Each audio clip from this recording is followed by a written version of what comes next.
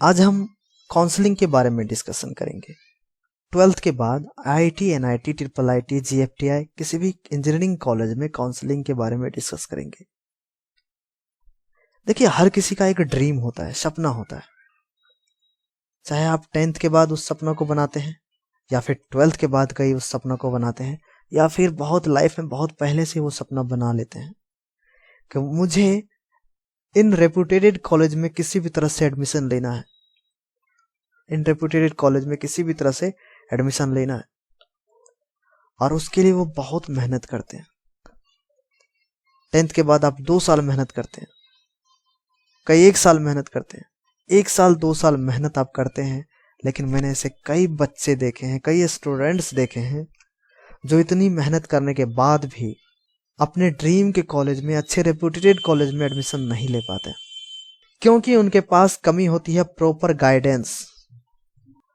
Guidance and counselling की कमी के कारण वो अच्छे कॉलेज में, ड्रीम कॉलेज में नहीं एडमिशन ले पाते हैं, जबकि वो उस लायक थे, एकेडमिक रूप से उस लायक थे।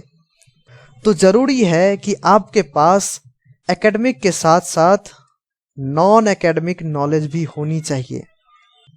नॉन एकेडमिक नॉलेज मतलब काउंसलिंग कैसे होती है, कैसे एडमिशन होती है किसी खास कॉलेज में, काउंसलिंग प्रक्रिया कैसे संपन्न होती है, कब डेट आती है, कब कितनी फीस होती है, इन सब के बारे में नॉलेज होनी पड़ेगी। और इस चीज की शुरुआत मैं कर चुका हूं। यूट्यूब पर जाइए, कभी भी सर्च कीजिए आई एम स्टूडेंट, आपको ये चैनल मिलेगा। ऊपर में एक दीप इसमें लगा हुआ है अभी लोगों के रूप में। जब उस पर आप क्लिक करेंगे तो इस चैनल पर आ जाएंगे, और यही है अपनी चैनल। इंपॉर्टेंटली मैं आपको बता रहा हूं, प्लेलिस्ट में जाइए। प्लेलिस्ट में आपको जो सबसे इंपॉर्टेंट चीज आपको यहां दिखेगी वो है कैरियर रूट नाम की एक प्लेलिस्ट, और दूसरी जो इंपॉर्टेंट प्लेलिस्ट आपको दिख रही होगी वो दिख रही होगी काउंसलिंग नाम की प्लेलिस्ट। अभी कैरियर रूट में 19 वीडियोज हैं और इसमें 39 वीडियोज हैं काउंसलिंग में। तो मैं धीरे धीरे कॉन्स्टेंटली वीडियोज बना रहा हूँ। कैरियर रूट में वो सारे वीडियोज हैं जो आपके लाइफ में किसी खास समय के बाद कौन कौन से अलग अलग रास्ते ओपन होते हैं, मैंने उसके बारे में डिस्कस किया है। काउंसलिंग में मैं नोटिफिकेशन, न्यूज, काउंसलिंग कैसे होगी, कब इसकी डेट आई है, कितनी फीस लगेगी, ये सब चीजें बताता रहता हूँ। मैं नहीं चाहता हूं कि कोई भी बच्चा नॉन एकेडमिक प्रॉब्लम के कारण, नॉन एकेडमिक नॉलेज नहीं होने के कारण वो अच्छा कॉलेज नहीं पा सके, अच्छा जगह नहीं पा सके जो वो पा सकता था। कभी भी नॉन एकेडमिक नॉलेज की कमी के कारण आप मत पिछड़िए। आप जिंदगी भर आप अपने आप को खुश नहीं रख सकते बाद में, क्योंकि आप अच्छा थे, आप अच्छा किए थे, लेकिन नॉन एकेडमिक नॉलेज नहीं थी, इसीलिए आप अच्छा रेपुटेटेड कॉलेज नहीं पा सके। आप अपने आप को कभी माफ नहीं कर पाएंगे। चलिए आज हम काउंसलिंग के बारे में डिस्कस करते हैं। आपने 1 साल 2 साल पढ़ा इन सब कॉलेजेस को ध्यान में रखकर कि ये मेरा ड्रीम होना चाहिए। उसके बाद आपने क्या किया, जेईई मेंस या फिर जेईई एडवांस एग्जाम दिया, किसी ने दोनों एग्जाम दिया। लेकिन इनका एग्जाम देना और रैंक कार्ड लाना ही बड़ी बात नहीं है। आप ऐसा नहीं कर सकते कि मैंने पढ़ा, एग्जाम दिया, एक रैंक कार्ड आ गई और इसके बेसिस पे मैं सीधे इस कॉलेज के पास चला जाऊं अपना मुंह लेकर, अपना रैंक कार्ड लेकर कि मुझे एडमिशन दो। ऐसा नहीं होता है, काउंसलिंग करवानी पड़ती है। अब इसी चीज पर डिस्कस करेंगे कि काउंसलिंग कैसे होती है। इंपॉर्टेंटली दोनों एग्जाम अगर आप देंगे, किसी ने एक एग्जाम दिया, किसी ने दोनों एग्जाम दिया, तो आपको इस वेबसाइट के थ्रू काउंसलिंग करवाना पड़ता है। ये 2018 की वेबसाइट है, 2019 की वेबसाइट अभी लॉन्च नहीं हुई है। इसका नाम है जोसा, joint seat allocation authority, josaa.nic.in। यहाँ पर आपको सबसे पहले रजिस्ट्रेशन कराना पड़ता है। जब आपके रैंक कार्ड आ जाएगी तो आपको रजिस्ट्रेशन कराना पड़ेगा। 2019 की वेबसाइट लॉन्च हो जाएगी, ये पूरा पेज हट जाएगा, 2019 के सारे कंटेंट आ जाएंगे। जोसा टोटल 7 राउंड में काउंसलिंग करवाता है, 1 to 7। फर्स्ट राउंड से पहले आपको रजिस्ट्रेशन कराए, रजिस्ट्रेशन करने के बाद आपको चॉइस फिल करना पड़ता है। तो अभी तक आपने क्या क्या, इस पर एक बार नजर डालते हैं। सबसे पहले स्टेप में आपने रजिस्ट्रेशन किया, रजिस्ट्रेशन की कोई फी नहीं लगती है, 0 फी। उसके बाद दूसरा होता है कि चॉइस फिल किया, जिसमें आपने 1 से लेकर जितने भी चॉइस फिल कर सकते हैं, फिल करने के लिए कितना भी कर सकते हैं, इसमें कोई लिमिटेशन नहीं रहती है। तो आप मान के चलते हैं आपने 50 चॉइस फिल की है, 1 से लेकर 1 2 3 4 इस तरह करके। तीसरे स्टेप में आती है चॉइस लॉकिंग की। चॉइस लॉकिंग और चॉइस फिल के बीच में एक डमी डाटा भी कभी कभी प्रेजेंट किया जाता है कि आपको ये कॉलेज मिल सकता है, अभी तक जो बच्चे फिल कर दिए हैं उस आधार पे, लेकिन वो बस डमी होता है। 4th नंबर में फर्स्ट राउंड का रिजल्ट आ जाता है, फर्स्ट राउंड हो जाता है। फर्स्ट राउंड में जिसको सीट मिल गई उसको सीट एक्सेप्टेंस फी SAF पे करने पड़ते हैं, जो कि 30,000 से लेकर 40,000 के बीच में होता है, कभी हो सकता है 45,000 भी हो जाए। ये आपको पे करना है सीट एक्सेप्टेंस फी। जिनको फर्स्ट राउंड में सीट नहीं मिली है उनको अगले राउंड का इंतजार करना चाहिए। जब भी उनको सीट मिल जाएगी किसी भी राउंड में, तब उनको ये सारे स्टेप करने हैं। सीट को पहले एक्सेप्ट करना है, एक्सेप्ट के 2 तरीके हमने बताए, एक फ्रीज होता है, एक फ्लोट होता है, और उसके बाद सीट एक्सेप्टेंस फी पे करना है। इसी तरह से अब आगे स्टेप होते चले जाएंगे। सेकेंड राउंड आएगा, थर्ड राउंड आएगा, फोर्थ राउंड आएगा। इस तरह से जोसा में टोटल 7 राउंड होते हैं। चाहे आप जेई मेंस से हो, चाहे आप जेई एडवांस से हो, आपको इसी प्लेटफॉर्म पर, जोसा के ही प्लेटफॉर्म पर रजिस्ट्रेशन करना होता है, वही चॉइस फिल करनी होती है।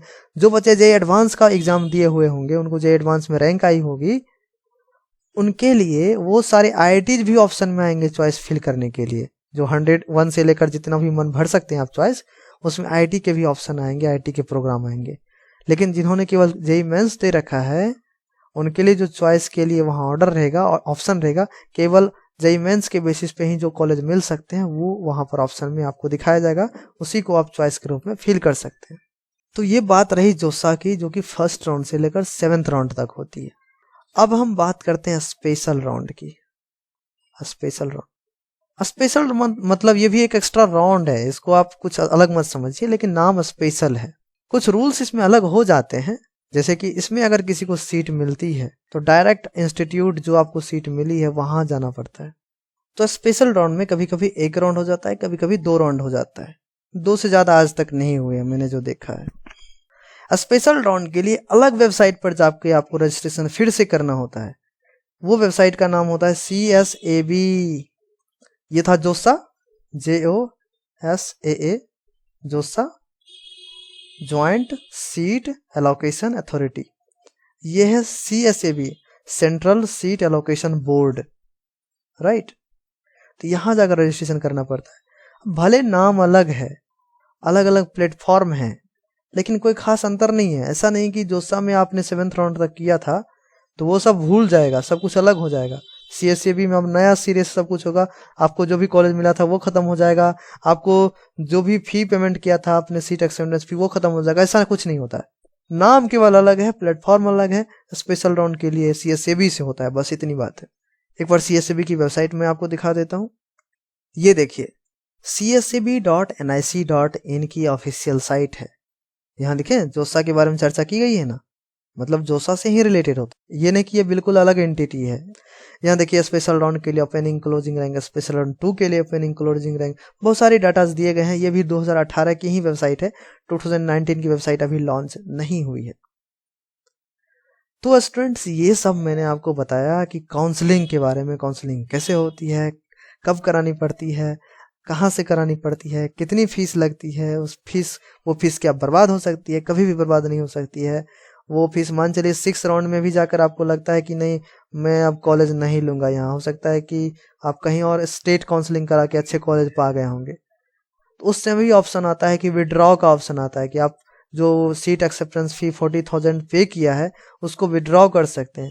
तो उसमें कुछ कट के आपको विड्रॉ हो जाता है, 2000 के आसपास डिडक्ट हो जाता है, उसके बाद सारे फी आपके विड्रॉ हो जाते हैं। इसीलिए एक इम्पोर्टेंट चीज मैं आपको यहाँ बताऊंगा कि 6th राउंड के बाद बहुत सारे सीट वैकेंट होते हैं 6th राउंड के बाद।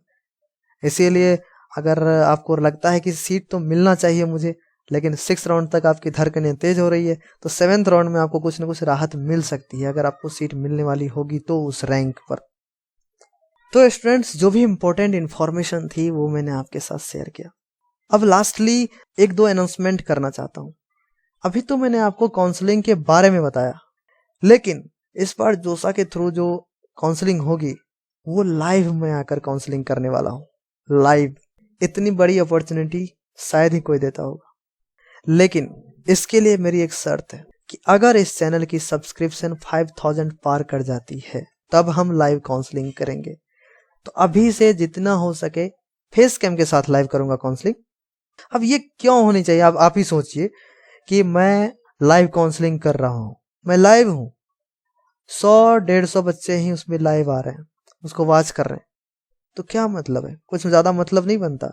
इसीलिए जो सब इस बार जेईई मेन से एडवांस देने वाले हैं, काउंसलिंग करवाने वाले हैं, तो उन सब के लिए अच्छी अपॉर्चुनिटी है कि जल्दी से जल्दी जुड़ जाइए इस चैनल से जिसका नाम है आई एम स्टूडेंट। सबसे पहला जो लाइव मैं होऊंगा, बशर्ते कि ये एलिजिबिलिटी पूरा हो सके, तो सबसे पहला लाइव मैं होऊंगा उस दिन जिस दिन आपकी रिजल्ट आएगी। रिजल्ट आएगी, लाइव होऊंगा, आपके हर लोगों के सवालों का जवाब दूंगा कि अगर आपकी रैंक कुछ खास आई है, 15,000 आई है, तो आपको कौन कौन से कॉलेज बेहतर हो सकते हैं ऑप्शन में जो कि आपको फिल करने चाहिए काउंसलिंग के दौरान। फिर सेकंड लाइव में आऊंगा तब जब जोसा की ऑफिशियल साइट 2019 के लिए लॉन्च हो जाएगी और फिर फिलिंग की डेट स्टार्ट हो जाएगी। उस समय मैं आपको फिर इंफॉर्मेशन दूंगा। तो इन सब चीजों पर मैं लाइव आके डिस्कस करूंगा, बशर्ते कि ये एलिजिबिलिटी पूरी हो जाए। थैंक यू स्टूडेंट्स, बहुत ही गुड लक।